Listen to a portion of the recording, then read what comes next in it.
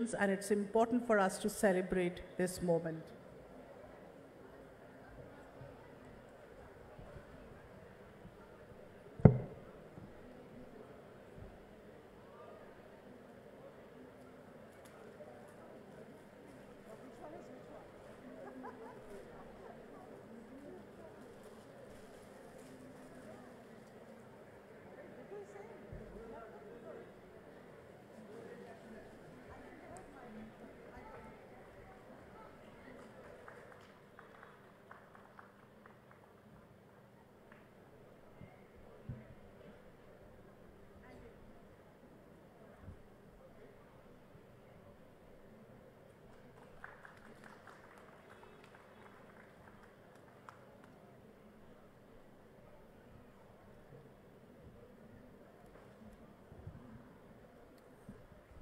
Okay, I'd like to start by giving everyone a very brief introduction to the book that we're launching today. It also gives me great personal pleasure to be on stage with my friend Rudrangshu and to be part of the launch of this book. What I would like to say at the outset is that this is one of the finest books I've published in my career as a publisher that spans nearly 40 years and over 3,000 books.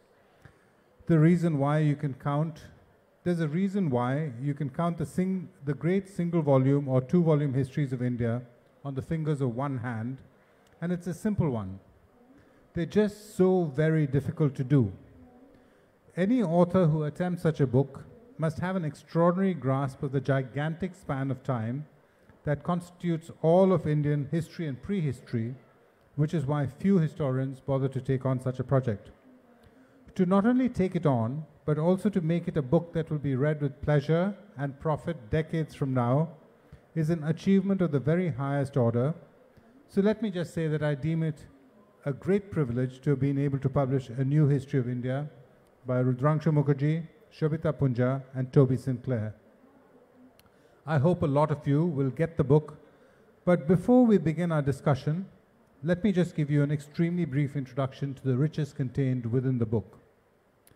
To start with, the book covers 4.5 billion years of Indian history, starting from its geological origins and ending up in the present.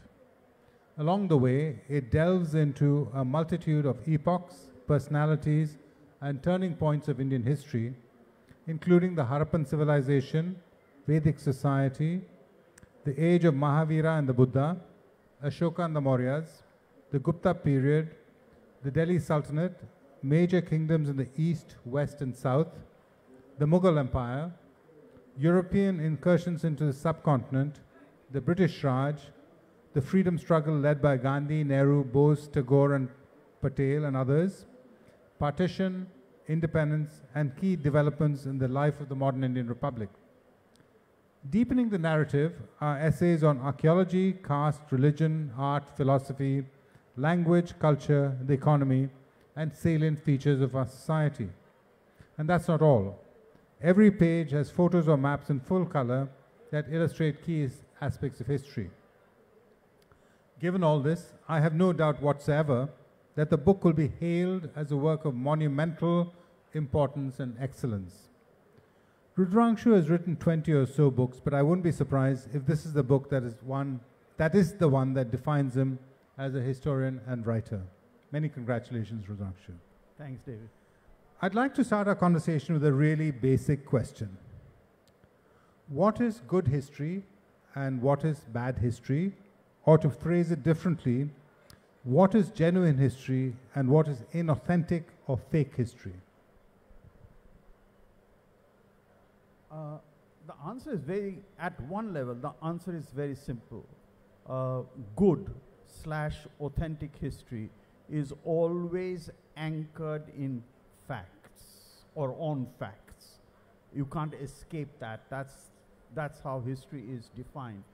But to slightly layer that answer, a mere narration or a mere chronicle of facts does not constitute history. Those facts have to be, they are the kernel, the core but they are fleshed out by an interpretation. That's where the subjective element of the historian becomes absolutely critical and crucial. But no interpretation should be completely divorced from that kernel of facts. They must grow out of those facts. That's what gives that subjective interpretation an objective base, as it were. But I would like to add another layer to it, which is often ignored or underestimated, particularly in the writing of the histories of India. Good history, authentic history, also has to be well written. History needs to be communicated. History at one level is surely an academic discipline, a discourse in which historians take part, argue, debate, etc., etc. But that's not the only purpose of history, or that's not the only level at which history operates or should operate. History is also a public discipline, because the past belongs to everybody, not just to historians. So you have to write in a way write in a manner which appeals to intelligent, educated people, makes it accessible to them, so that they can also be curious about the past and also debate about the past. And form their own views about the past. That also is very important. So I would say all three taken together make for good history. Well, in that answer, that very comprehensive answer, you pretty much answered my next question. If the first question was about the writing of history, my next question was, why is it important for intelligent, aware readers to absorb good works of history? Well, again, to begin at the most simple level, I think there is an element of interest and curiosity about the past. How did our forefathers live? What did they do? What did they think about? So on. So I think, you know, everybody has a curiosity about that. But more than that, I think the past leaves behind certain traces and clues of how we can better understand and better function in the present, which also means that how we can fashion the future. So I don't think the past, present, and the future are watertight compartments. They are in fact a flow. You know, what is it? Burnt Norton, T.S. Eliot begins with that line, time present, is there in time past and time future, something like that. So to capture that flow, there is a need to know about one's past. Given how capacious Indian history is, can there ever be a definitive and unassailable version of India's past? A very emphatic no. A very, very emphatic no. I actually, not just about Indian history, I actually don't believe there can be a definitive history of anything, because that would make the discipline of history a dead discipline. Again, I want to emphasize that history is not a dead discipline. It is a very alive discipline, because historians are debating their versions of the past, and also more and more evidence of the past is surfacing or are being retrieved by archaeologists, now by geneticists who are studying the DNA of skeletons that are thousands and thousands of years old. There's the application of radiocarbon, so there's a whole interface of science and history that did not exist, say, 40, 50 years ago, has opened up new dimensions, new vistas of historical analysis. New ways of reading texts have come about, to use a very fashionable term 20 years ago, the linguistic turn that history took. How do we read even familiar documents, familiar texts which have been used before? How can we read them against the grain? How can we locate the absences within the text and what those absences actually tell us? So even absences are becoming eloquent. Okay, this is a rather more pointed question.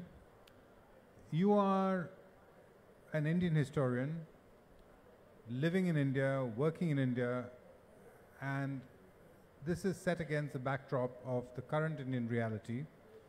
Could you cast some light on why authoritarian regimes are so afraid of good and brilliant history and historians? Well, that's a general phenomenon. Authoritarian regimes are concerned about history. They want to put forward their own view of history to justify their own totalitarianism. I mean, the best example of this is Joseph Stalin, who constructed his own version of the history of Russia. One reason for this is that history and historians are argumentative, and totalitarian, authoritarian regimes do not like arguments, and they do not like different or various versions of events, which includes past events as well. This is what worries them, that if people start thinking on their own, they will start thinking about the present regime as well, and that may not be very comfortable for us. Tell me, from your wide reading and from the fact that you have engaged so vigorously with history, has there ever been a case where authoritarian regimes, which, as you say, you point out Stalin, but there are others who are also engaged, busily engaged in trying to construct alternative histories or histories that are concocted to suit their own purposes? Is it ever the case that these histories will outlive or survive these people who are trying to, have these histories written or write them? Well, they have survived. I mean, I can't say whether they will survive. I mean, I'm not a reader of the future, but some of them have survived. I mean, as great a historian as Eric Hobsbawm, for whom I have a lot of time and I have some admiration as well, actually believed that Stalin's short history of the Communist Party of the Soviet Union was pedagogically a magnificent achievement. We know actually that the whole thing is concocted. So it has survived. I mean, I'm sure there are members of communist parties who still read it as their shorter version of the Bible. All right. Tell us why history has become such a battleground in 21st century India. Why history has become such a battleground in 21st century India? Well, it's not just 21st century India. I've come to that question, but it is not 21st century, just 21st century India. The whole of the Indian national movement grew out of a battleground, the contested territory of history. That's where the battle for history started. How can we reclaim our own past, which British historians, British writers, British intellectuals, administrators have relegated to the level of barbarism or even the absence of history, complete absence of history. James Mill famously declared that all of Indian history was nothing more than a small chapter of the history of Britain. So India had no history previous to the arrival of the British in India. And Indian nationalists began their career by trying to retrieve their own past. So they were actually having a contest with what has come to be called the imperialist version of India's past and the nationalist version of India's past. So coming to the 21st century, there is a rival nationalist version that has emerged. So the argument being put forward is what we read as the nationalist version of India's past is nothing more than a construction that has been made by the Congress Party to justify its own ruling of India from 1947 to 2014. I mean, there has been this claim publicly that India actually attained freedom in 2014 when Mr. Modi came to power. I mean, that's the background of this. So all of this was Congress tutelage. We passed from British tutelage to Congress tutelage.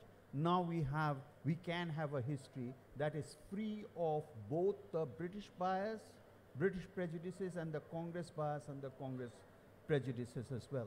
So this is what is making it a contested territory. There are two versions of Indian nationalism that are fighting each other.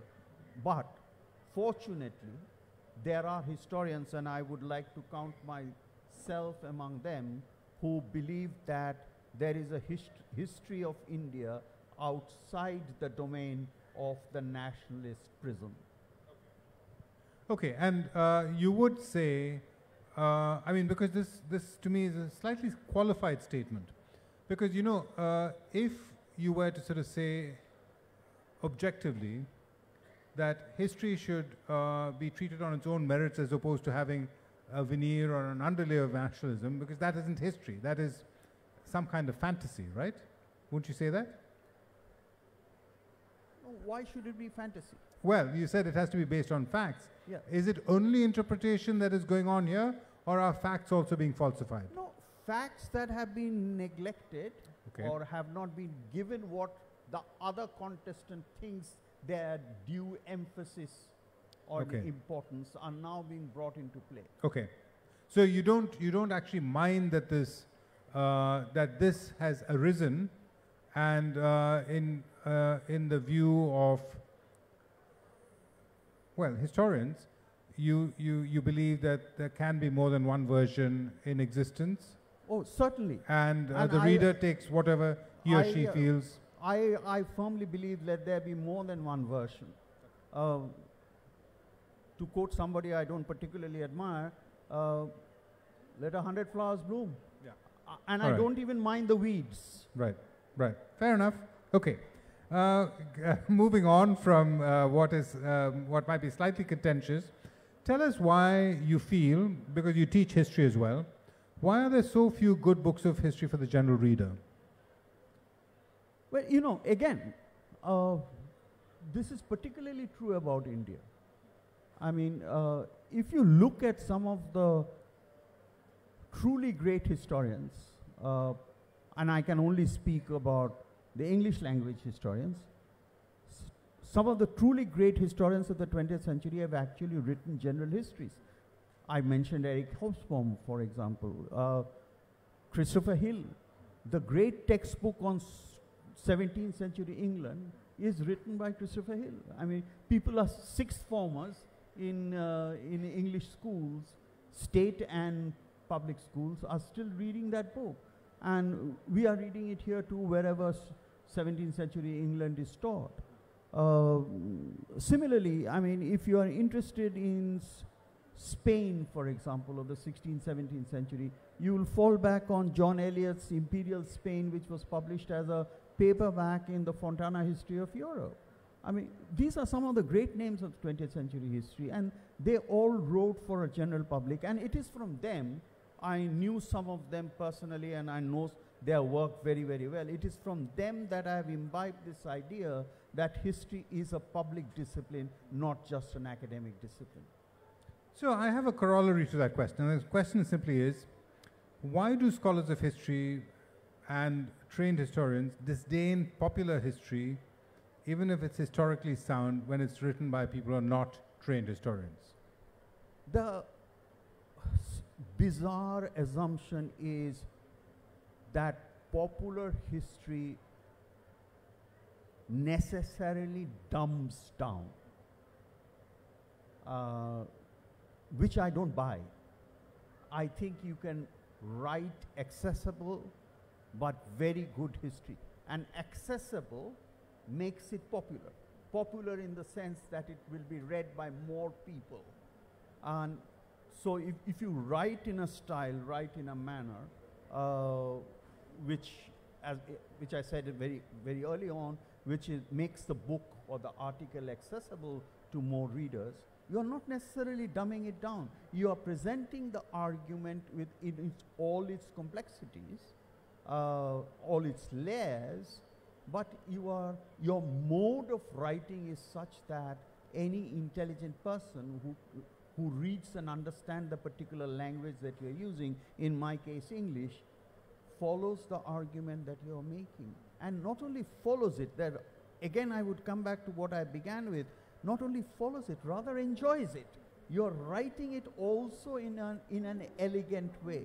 I mean, one of the greatest historians of India, and I have no compunctions about making this statement in public, I mean, is Irfan Habib, who completely turned around the way that we studied Mughal history when he wrote that masterpiece, The Agrarian System of Mughal India.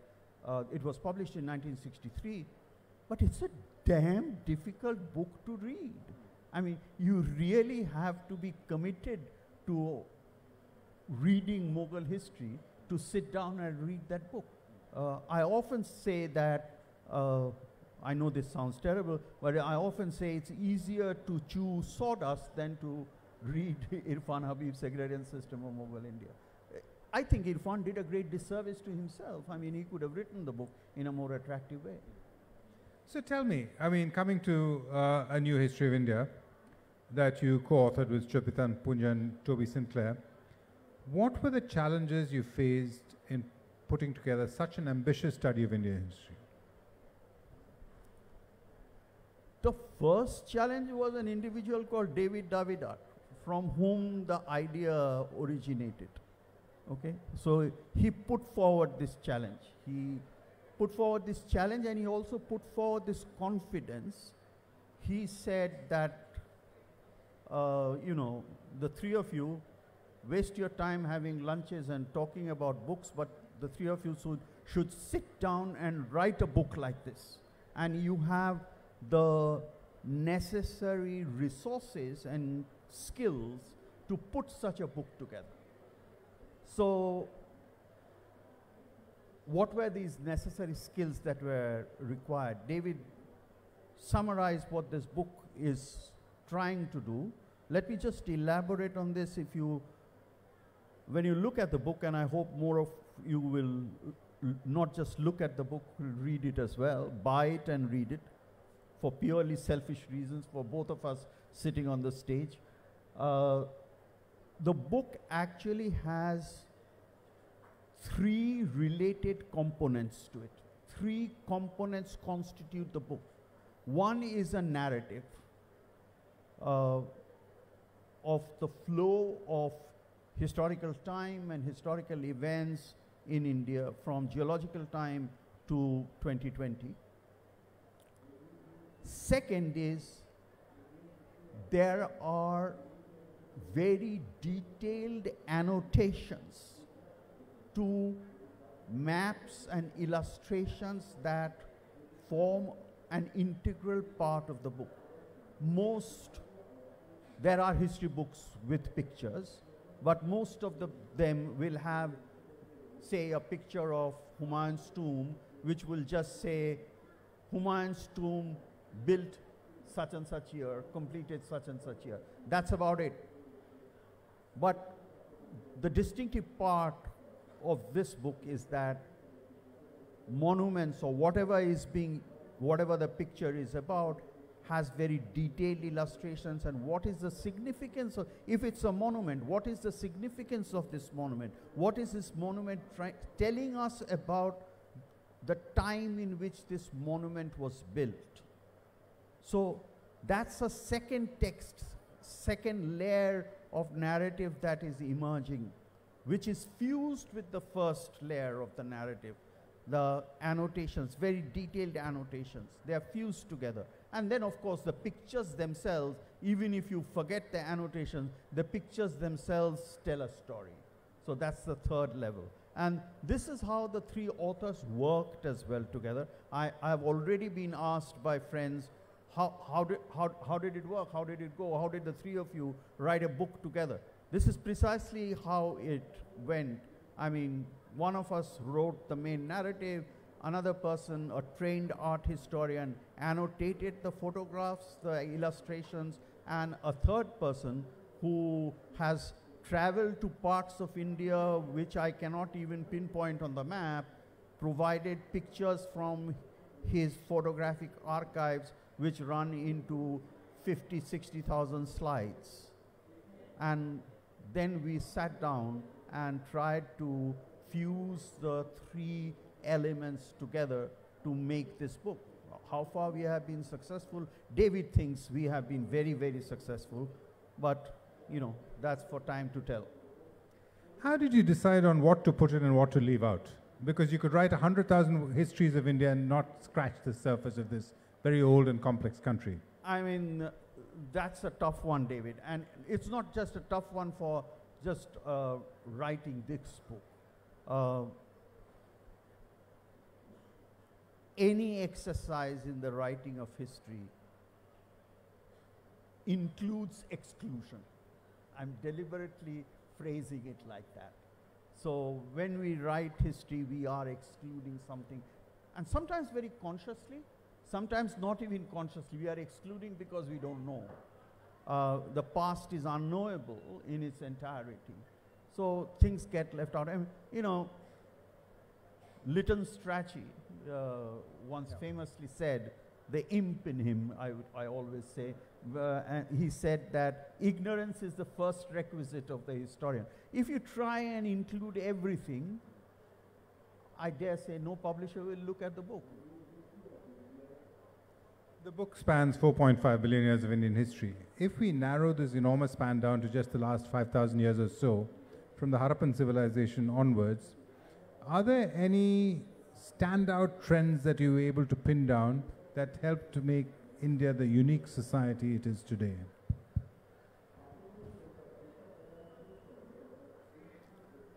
Yes, I would say that the first thing that stands out even when I was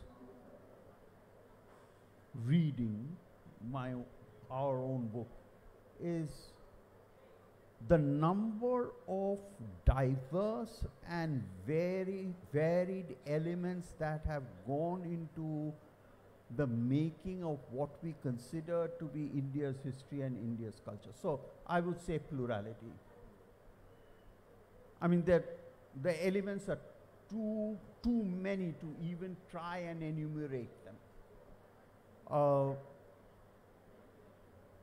Indian culture, Indian civilization, I would like to say Indian cultures and Indian civilization is somewhat like a churning pot, or to change the simile completely, somewhat like a sponge, which has taken in various elements and taken in such a way as to make it its own completely. I mean, so that's one that stands out. The other is, I know I won't make myself popular by saying this, is how enduring inequalities are in India. They stretch back to 1100, 1200 BCE, and they persist even today. The same kinds of inequalities. inequalities of caste, inequalities of social standing, inequalities of gender, inequalities of income. I mean, you know, successive empires, even the Indian Republic with its many different political colors, I don't think they've even been able to touch the tip of the iceberg of inequality. David, I think it's time to wrap up and take some audience questions. Okay. Okay, so I'm going to skip over the next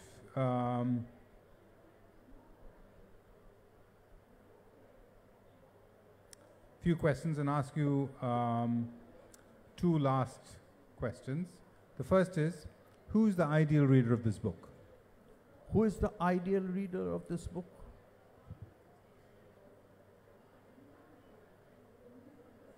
Any individual who has a curiosity about the past, okay, and is willing to read this book and take his or her own curiosity forward.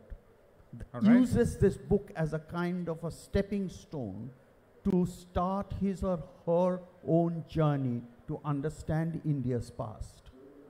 Okay. The last question then, given your deep dive into history, not just with this book but throughout your career, do you think the past offers some clues as to what our future holds? In other words, what do you think this country is going to look like, say, in 2047? I can't say what it's going to look like. As I said, I can't read the future, but I can only tell you that what I would like it to look like. 2047 India, I hope, is an India that is free of bigotry and hatred. And I hope at least some of the inequalities that we have just spoken about are not only eradicated, even if they can't be eradicated, at least that they have been diminished. Their salience has been eradicated in Indian society. That's what I would like 2047 to be. All right. So questions, I don't know how that's going to work, but somebody will no doubt find the people who want to ask questions and give them microphones.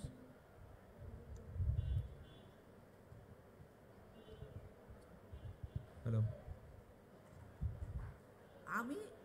Hello হ্যাঁ আচ্ছা, আমি একজন অত্যন্ত সাধারণ ভারতীয় নাগরিক হিসেবে একটা প্রশ্ন করছি। একাধিক মহাসাগর পরিবৃত নগাধিরাজ হিমালয় দ্বারা রক্ষিত ভারতের মানুষের বিশেষ কোনো ধর্মপরিচয় ছিল না। আচ্ছা, একাধিক মহাসাগর পরিবৃত নগাধিরাজ হিমালয় পর্বত রক্ষিত ভারতের মানুষের বিশেষ ধর্মপরিচয় কোনোদিন ছিল না। ছিল একটাই পরিচয়, সে মানুষ। ভারতের প্রাগার্য যুগের মানুষরা সিন্ধু নদকে হিন্দু নদ বলতো, কারণ তাদের উচ্চারণে জিভের জড়তা ছিল। অথচ এখন সুবিধেবাদী বিচ্ছিন্নতাবাদীরা সেটাকে একটা বিশেষ একটা ধর্মের নামে দাগিয়ে দিচ্ছে। এটা কি সঠিক হচ্ছে? ইতিহাস কি বলে? May I reply to that in Bengali? উত্তরটা আপনি দিয়ে দিয়েছিলেন। ইতিহাস কি বলে সেটা তো আপনি বললেন এবং একদম সঠিক বলেছেন। আপনার বক্তব্যের সঙ্গে আমার বিন্দুমাত্র কোনো দ্বিমত নেই এবং এই যে বিভেদ করার চেষ্টা, বিভেদ সৃষ্টি করার চেষ্টা ধর্মের নামে, আমি মনে করি এটা ভারতবর্ষের ঐতিহ্যে, সাংস্কৃতিক ঐতিহ্যের সম্পূর্ণ বিপরীত একটা ধারা। যে জন্যে আমি আমার সংলাপে, ডেভিড দাবিদারের সঙ্গে সংলাপে প্লুরালিটির ওপর এত জোর দিয়েছিলাম। আশা করি আপনি যে মত ব্যক্ত করলেন সেই মত আরও অনেকে ব্যক্ত করবেন এবং সেই মত অনেকে আরও বিশ্বাস করেন। ভারতবর্ষের সভ্যতা, ভারতবর্ষের সংস্কৃতি, সেটাই একমাত্র আশা। এবার আমার একটা অত্যন্ত বিনীত প্রশ্ন, বা যাই হোক আপনার কাছে, আপনি এত সুন্দর বাংলা বলেন, অথচ আপনি এত সুন্দর বাংলা বলছেন, অথচ বাংলার রাজধানীর ঐতিহ্যমণ্ডিত বুক ফেয়ারে বসে আপনি আগাগোড়া ইংলিশে কেন বললেন?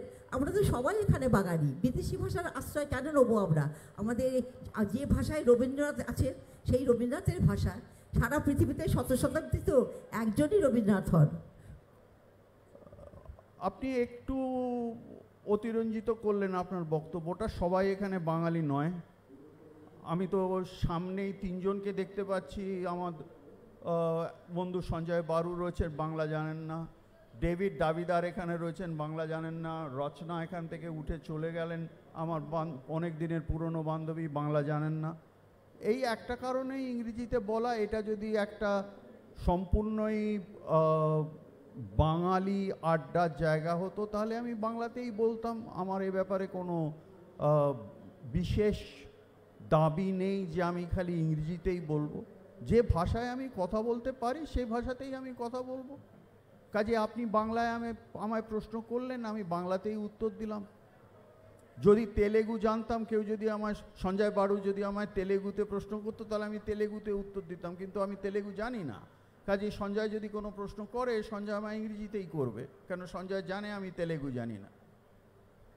কলকাতা লিটারেচার ফেস্টিভ্যালে বাংলা ইংরেজি সব ধরনের সেশন হয়, কেন কি এখানে অনেকে আসেন যারা বাংলা হয়তো জানেন না, হয়তো তেলেগু জানেন। সেই জন্য আমরা এটা এমনভাবে পরিচালনা করি যাতে সব ধরনের বই, সব ধরনের চিন্তা, সব কিছু যাতে রিপ্রেজেন্টেড হয়। আর একটা question, only one more question. জ্ঞানের কোনো ভাষা নেই। Hello. Hello. I have. There's a question here as well. Let's take two. Okay. Two. No, he actually was. We'll come back to you. He actually put his hand. Keep the mic with you. Don't give it away. Yeah. Yes, sir. Mahabharata has permeated our culture for millenniums. Can't hear you. Yeah. Hello. Yeah. Mahabharata has permeated our culture for millenniums. So I want to ask you.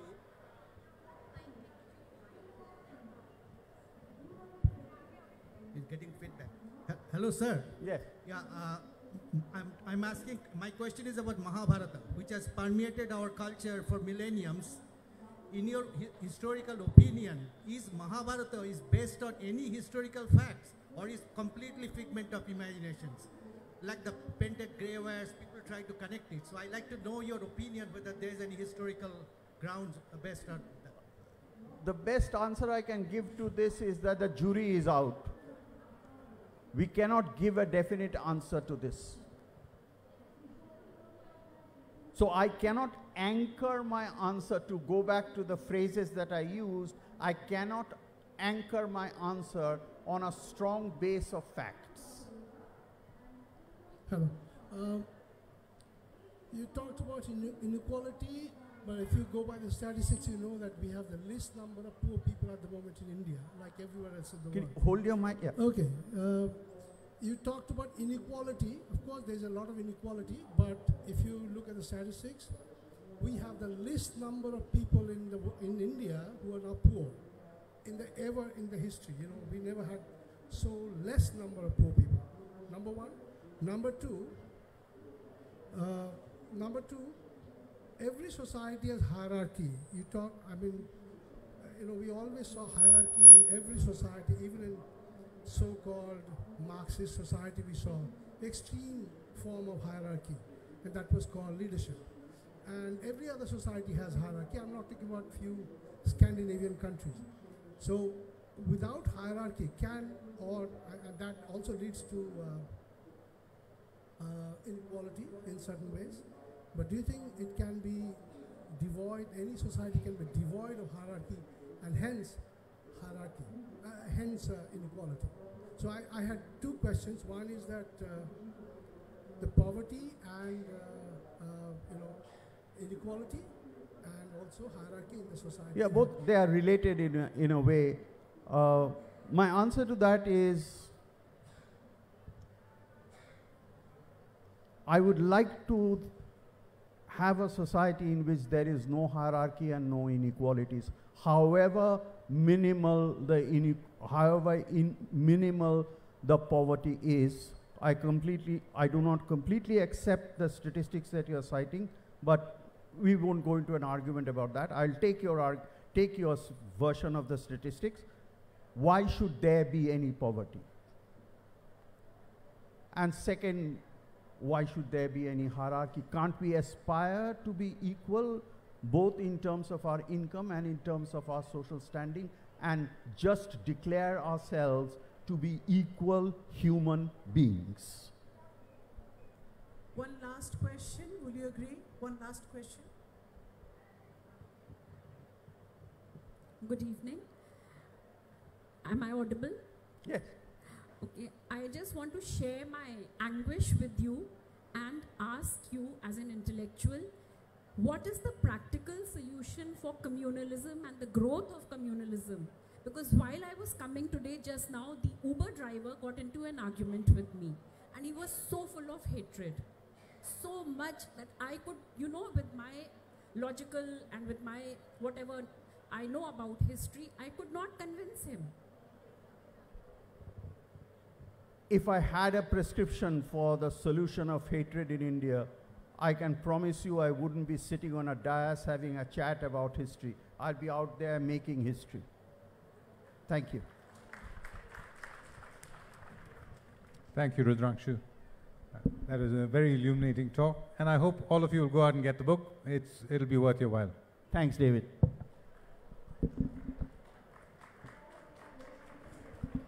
Thank you so much, Rudrangshu and David. Shujata Di will hand over a token of our appreciation.